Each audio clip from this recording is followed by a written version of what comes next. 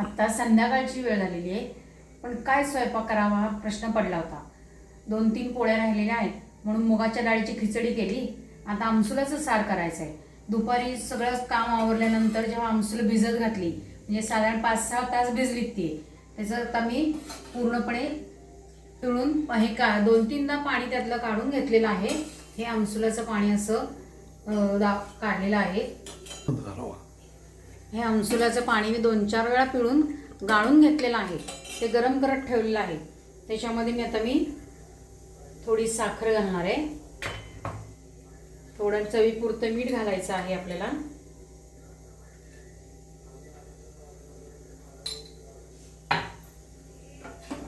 आणि आता हे मी इकडे हे गरम करत ठेवलेलं आहे.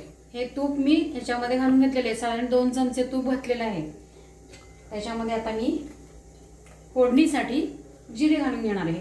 याला जिरेची फोडणी द्यायची जास्त. आता गॅस झालेला आहे, तेल गरम, तूप बंद केलेलं आहे मी. तूप गरम झालेलं आहे. त्याच्यामध्ये हिंग घालायचं आहे आणि थोडीशी हळद घालायची. आता हे सगळं गरम झालेलं आहे, याच्यामध्ये मिक्स करून घ्यायचं आहे. बघा मस्त वास येतो तुपाचा. ज्या वेळेला आपल्याला पित्त ॲसिडिटी होती त्यावेळेला हे असं आमसुलाचं सार करून प्यायचं, मस्त लागतं. त्याला तिखट घालायचं नाही. आता मी ह्याच्यावरती कोथिंबीर, काही जण घालत नाहीत पण मी घालते कोथिंबीर, कारण मला आवडते सगळ्या ह्याच्यात कोथिंबीर, आणि कोथिंबीर चांगली असते.